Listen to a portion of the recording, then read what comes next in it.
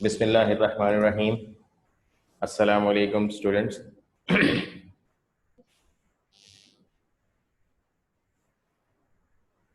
Previously हम discuss कर रहे थे the impact of new business ventures, right. और हमने वही दरमियान में छोड़ दिया, हम उसको कंटिन्यू नहीं कर पाए, तो हम वहीं से शुरू करते हैं कि इम्पैक्ट क्या आता है सोशल न्यू बिजनेस वेंचर्स का कंट्री की इकोनॉमी पे। तो हमने गो थ्रू कर लिया था कि एम्प्लॉयमेंट क्रिएशन, नई एम्प्लॉयमेंट्स मिलती हैं, लोगों को रोजगार मिलता है नए बिजनेसेस के आने से, इकोनॉमिक ग्रोथ होती है। हमने ये देखा कि जीडीपी जो मुल्क का है वो बेहतर हो जाता है, लिविंग स्टैंडर्ड्स लोगों के अच्छे हो जाते हैं। Firm survival and growth, yes, अगर इकोनॉमी बेहतर हो रही है तो फर्म के सर्वाइवल के चांसेस भी बेहतर हो जाते हैं, और जब फर्म ग्रो करती है तो उसका बिजनेस भी ग्रो करता है, और अगेन उसका असर क्या होता है कि ज़्यादा एम्प्लॉयमेंट्स आती हैं, ज़्यादा लोगों को हायर किया जाता है, और जीडीपी भी मुल्क का बेहतर होता है।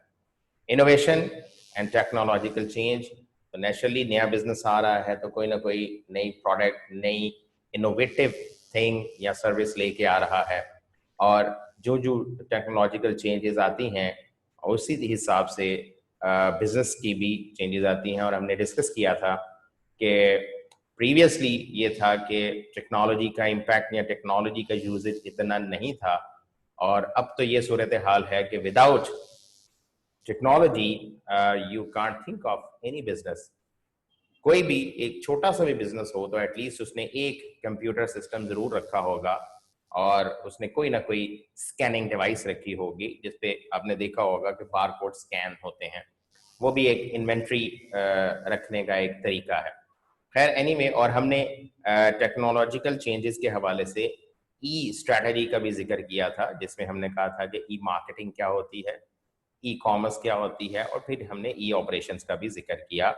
और उसकी मिसाल मैंने आपको, अगर शायद आपको याद हो, दी कि ये जो हमारे फास्ट फूड रेस्टोरेंट्स हैं, स्पेशली आपके मैकडोनल्ड्स हो गया, या आपका पिज्ज़ा हट हो गया, या आपका डोमिनोज में बहुत ज़्यादा ये है कि आप इधर से ऑर्डर प्लेस कर रहे होते हैं तो दूसरी तरफ वही ऑर्डर जब वो पंच कर रहा होता है, जो भी काउंटर पे शख्स है, तो वही ऑर्डर किचन में उसको नजर आ रहा होता है जिसने उस ऑर्डर को प्रिपेयर करना है।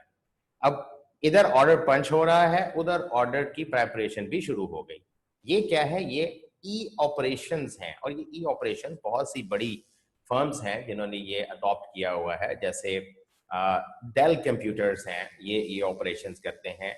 फोर्ड मोटर्स हैं, ये ई ऑपरेशंस को अपनाते हैं कि आप अपने मंशा के मुताबिक, अपनी मर्जी के मुताबिक अपना कंप्यूटर सिस्टम बनवा सकते हैं। जो जो चीज़ें आपको रिक्वायर्ड हैं आप उनको कन्वे करेंगे और आपका सिस्टम आपकी मर्जी के मुताबिक बन जाएगा। तो these are the technological changes. Now moving on, impact क्या होता है एक्सपोर्ट्स पे? सो ज्यादातर बिजनेसेस जो स्टार्ट करते हैं, आपको पता है, वो लोकल बेस पे शुरू करते हैं, लोकल मार्केट नीड्स को वो केटर करने की कोशिश करते हैं, या ज्यादा से ज्यादा जब वो एक्सपैंड करते हैं तो फिर रीजनल मार्केट्स में चले जाते हैं। इसकी सियालकोट के हवाले से एक बहुत अच्छी एग्जांपल है Afzal electronics. You must have seen the outlets of Afzal electronics. अब तो खैर दो हो गए हैं, अफजल इलेक्ट्रॉनिक्स और नईम इलेक्ट्रॉनिक्स। पहले तो अकेला अफजल ही था ना। उन्होंने स्टार्ट किया यहाँ से लोकल मार्केट की नीड्स को केटर करने के लिए। Now they started to expand, और अब एक्सपैंड करके उनका ये आलम है कि वो ऑलमोस्ट पूरे मुल्क में उनके जो मेजर सिटीज हैं वहां पे उनके ऑफिसेज, उनके आउटलेट्स मौजूद हैं। तो अभी तक वो रीजनल मार्केट्स को ही केटर कर रहे हैं, लेकिन कुछ एक्सपैंड कर जाते हैं जो beyond the boundaries of one country move कर जाते हैं, जिनको हम कहते हैं कि इंटरनेशनल लेवल पे वो मूव कर गए। जैसे उसकी भी लोकल एग्जांपल है चैनवन। चैनवन, you must be knowing that चैनवन अब दुबई में भी है, चैनवन पाकिस्तान के हर बड़े शहर में है। और शुरू कहाँ से हुआ था? ये चनाब लिमिटेड से शुरू हुआ था, जो लोकल मैन्युफैक्चरिंग कर रहे थे और फिर उनका आइडिया आया कि जी चनाब तो है ही है, अब चनाब तो खैर खत्म हो गई, सिर्फ चैनवन रह गई है, चनाब लिमिटेड खत्म हो गई। एनीवे तो उन्होंने क्या किया कि एक्सपैंड करते हैं, ग्रो करते हैं, they try to cater the needs of the regional markets and they try to move to the out of the boundaries of one country so that they become international organization and international से वो multinational की तरफ भी move करते हैं। तो बहुत कम पाकिस्तान की ऐसी फर्म्स हैं जो इंटरनेशनल लेवल तक गई हों, हालांकि पोटेंशियल बहुत सी ऐसी फर्म्स में पोटेंशियल मौजूद है, अभी भी मौजूद है, वो चाहें तो मूव कर सकते हैं, लेकिन पता नहीं क्यों वो खौफजदा होते हैं बाहर मूव करने से। एनीवे तो होता क्या है कि जब आप एक्सपोर्ट्स की तरफ जाते हैं, जब आप बियॉन्ड द बाउंड्रीज जाते हैं, तो उससे क्या होता है कि आपकी वैल्यू बढ़ती है, एक्सपोर्ट्स की वैल्यू बढ़ती है और इससे आपकी इंटरनेशनल कंपैटिटिवनेस में इजाफा होता है। आप देखिए कि most of the small businesses, अगर मैं सियालकोट के हवाले से बात करूं तो ज्यादा ट्रेडिंग होती है या स्टार्ट में बहुत छोटे पैमाने पे मैन्युफैक्चरिंग होती है। ज्यादातर लोग यहाँ पे जो ट्रेडिंग कर रहे हैं वो आपको पता है सर्जिकल आइटम्स हैं या स्पोर्ट्स आइटम्स हैं या लेदर के आइटम्स हैं, लेदर गारमेंट्स हो गए, उसमें है। और ज्यादातर लोग क्या कर रहे हैं, एक कंप्यूटर सिस्टम रखा हुआ उन्होंने अपने पास और उसके थ्रू बस वो कांटेक्ट करते हैं अपने किसी बायर के साथ, बाहर ढूंढते हैं, टैप करते हैं और यहां से किसी मैन्युफैक्चरर से मैन्युफैक्चर करवाते हैं और एक्सपोर्ट कर देते हैं। अब उस एक्सपोर्ट का फायदा किसको, उनको भी हो रहा है और मुल्क को भी हो रहा है। तो दोनों मतलब value of the Nations export भी बढ़ रही हैं, जिससे आपके दोनों तरफ फायदा चल रहा है। ओके, अब एक्सपोर्ट पे इंपैक्ट के बाद आपका इंपैक्ट आ जाता है पर्सनल डेवलपमेंट पे। नाउ जब बिजनेस आपने नया स्टार्ट किया और एक सक्सेसफुल बिजनेस है तो that will help you in the development of useful skills. Useful skills कोई भी हो सकते हैं। अगर आपने एक सर्जिकल इंस्ट्रूमेंट्स बनाने का काम शुरू किया है तो उसमें स्किल लेवल, जाहिर है आप नए लोग लेके आओगे, उनको स्किल्स सीखने पड़ेंगे तो उनके स्किल लेवल में इजाफा होगा। और यही पर्सनल डेवलपमेंट को अगर हम आगे लेके चलें तो ये आपको लेके जाता है सेल्फ एक्चुअलाइजेशन की तरफ। Now what is self actualization, ये समझने की बात है। सेल्फ एक्चुअलाइजेशन ये है कि आप वो अचीव कर लो जो आपने सोचा हुआ है, राइट? अगर अभी आगे हम पढ़ेंगे मैस्लोज हायरार्की ऑफ नीड्स, तो उसमें जो टॉप लेवल नीड है, मैस्लो ये कहता है टॉप लेवल नीड जो है वो सेल्फ एक्चुअलाइजेशन है। सेल्फ एक्चुअलाइजेशन को मैं ये कहा करता हूं कि ये ऐसे ही है जैसे खुद को पा लेना। ठीक है, इकबाल ने अपनी शायरी में खुदी का जिक्र किया है। व्हाट इज खुदी? खुदी मतलब आपका सेल्फ अवेयरनेस, अपने खुद को पा लिया। अब जब खुद को पा लिया तो पीछे क्या रह गया फिर? तो ये सेल्फ एक्चुअलाइजेशन ये वो स्टेज है, लेकिन ये स्टेज हासिल करना बहुत मुश्किल है। फॉर एग्जाम्पल आप देखें, मैं इसकी मिसाल इस तरह देता हूं कि लाइक आपने एक बिजनेस शुरू किया और आपने एक गोल रख लिया कि मैं जनाब इस मुल्क के टॉप बिजनेस में से मैं अपना बिजनेस बनाऊंगा। कोई बिजनेस ले लें, फार्मास्यूटिकल का बिजनेस ले लें। आपने कहा जी कि मैं कंपीट करूंगा जीएसके के साथ, सपोज। तो जीएसके के साथ कंपीट करना मतलब that is a conglomerate of the world. तो एक ये गोल है आपका।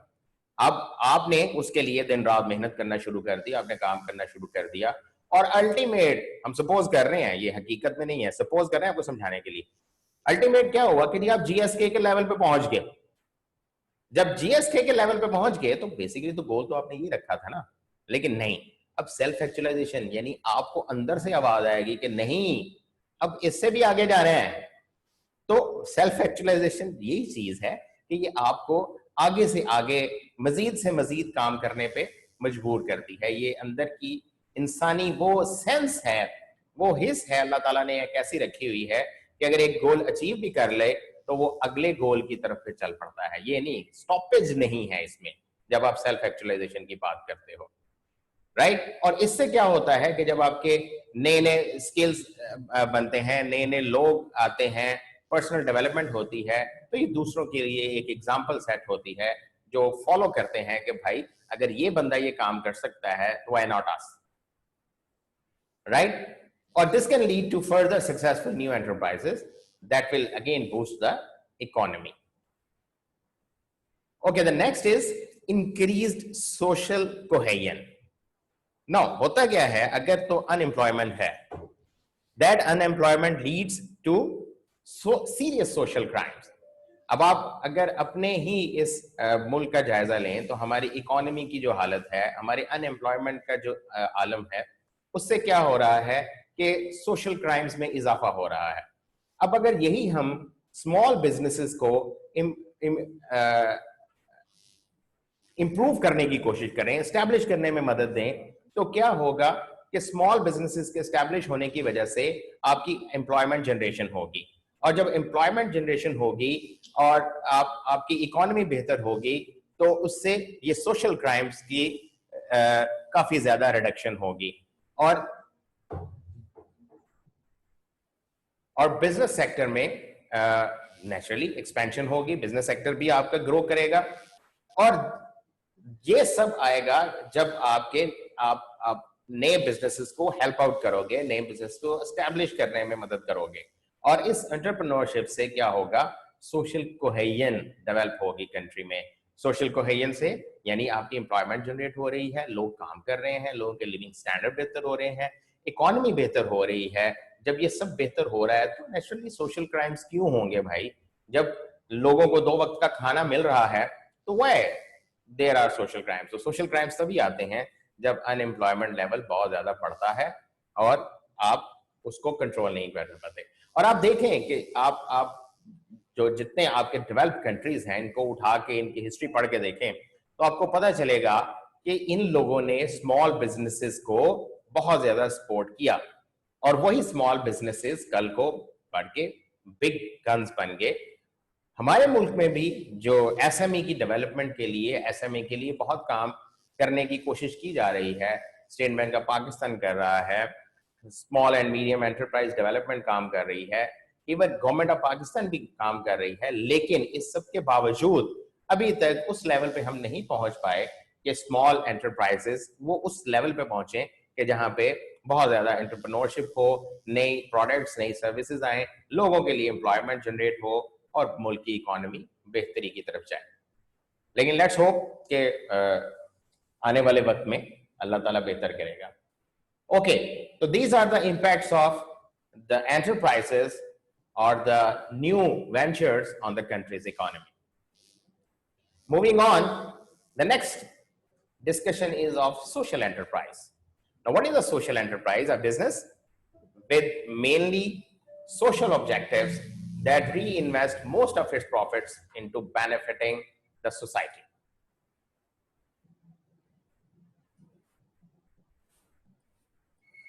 So they don't work for themselves. They don't work for mainly for the profit. They work for the society. They try to what we say, for the betterment of the society, not for maximizing the profits or maximizing the returns to the owners. And remember, they make the money in a socially responsible way. Socially responsible way means अगर वो कोई काम कर रहे हैं और उसका environment पे इम्पैक्ट आ रहा है तो वो काम वो नहीं करेंगे, क्योंकि एनवायरमेंट अगर खराब हो रही है उनके काम की वजह से, तो that is not a socially responsible way. और ज्यादातर वो अपने जो प्रॉफिट्स हैं वो सोसाइटी के बेनिफिट के लिए यूज करते हैं, राइट? तो इनको हम कहते हैं social enterprises. And remember, these are not the charities.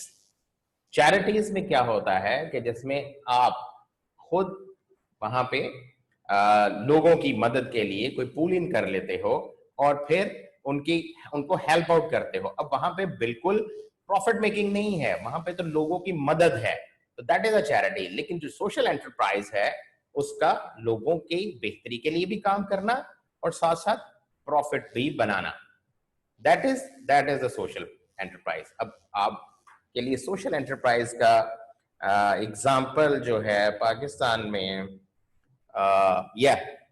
Kashaf foundation. अब कशफ फाउंडेशन या अल खिदमत फाउंडेशन जो है, ये क्या कर रहे हैं? ये सोशल एंटरप्राइजेस हैं। ये सोसाइटी के बेटरमेंट के लिए भी काम कर रहे हैं और साथ साथ प्रॉफिट मेकिंग भी कर रहे हैं, और ये प्रॉफिट मेकिंग जो इसका मेजर पोर्शन है वो री इन्वेस्ट हो जाता है सोसाइटी की बेटरमेंट के लिए। ये नहीं कि वो अपनी जेबों में भरते हैं, जैसे कि आम प्राइवेट बिजनेस ऑर्गेनाइजेशन का होता है कि प्रॉफिट्स वो अपने लिए यूज करते हैं, ये प्रॉफिट्स दूसरों के लिए यूज करते हैं। तो ये आपका डिफरेंस है सोशल एंटरप्राइज और चैरिटी में। कॉमन फीचर्स क्या है जी? They directly produce goods or provide the services. Now they have social aims and use ethical ways of achieving them, जैसे हमने अभी डिस्कस किया है। जैसे अब अल खिदमत फाउंडेशन है या कशफ फाउंडेशन है, तो ये क्या कर रहे हैं, ये लोगों को एजुकेशन भी दे रहे हैं, लोगों को हेल्प भी कर रहे हैं, स्मॉल लोन्स भी दे रहे हैं 50,000 100,000 का, कि भी वो अपना कोई काम छोटा मोटा शुरू करना चाहते हैं तो वो कर लें, और फिर बाद में जब उनका बिजनेस स्टैब्लिश हो जाए तो they will return the money without interest. So they are providing the money without interest, which is a major thing. So they need to make a profit, social enterprise के लिए, to survive, as they do not rely on the donations, right? Okay, social enterprises have 3 objectives, which is called the triple bottom line. Remember, triple bottom line, अगर आपको question आता है, explain the triple bottom line for a social enterprise. So this is the triple bottom line. 3 objectives of the social enterprise. First is the economic, means to make a profit, to reinvest back into the business and give a return to owners. तो ये तो है ही है, क्योंकि enterprise है तो profit making तो होनी है। Social क्या है? They provide jobs or support for local, often disadvantaged communities. गरीब लोगों को, ऐसे मजबूर लोगों को जो अपना काम नहीं कर पाते, ऐसे स्टूडेंट्स या ऐसे बच्चे जो पढ़ना तो चाहते हैं लेकिन उनके पास रिसोर्सेज नहीं है, उनके पास फी देने के पैसे नहीं है, उनके पास बुक्स खरीदने के पैसे नहीं है, तो ये जो एंटरप्राइजेज हैं ये उनको मीन्स प्रोवाइड करते हैं, रिसोर्सेज प्रोवाइड करते हैं, और उनको हेल्प आउट करते हैं कि वो अपने पैरों पे खड़े हो सकें। और then the third objective is the environmental, means to protect the environment and to manage the business in an environmentally sustainable way. तो मैंने जैसे पहले भी जिक्र किया कि environment को भी अगर कोई मसला आ रहा है तो तब भी वो social enterprise ऐसा काम नहीं करेगी कि जिससे environment hurt हो, जिससे society पे impact आए, तो ये उनके objectives में शामिल है। तो these are the social enterprise. Social enterprises are quite different from the other enterprises, other private owned businesses as well. Okay, I hope we should finish over here. We'll start with the next topic from tomorrow. The worksheet has been delivered to you, and please go through that worksheet and try to solve and resubmit that. If you have any question, right after 5 minutes you can ask. Thank you.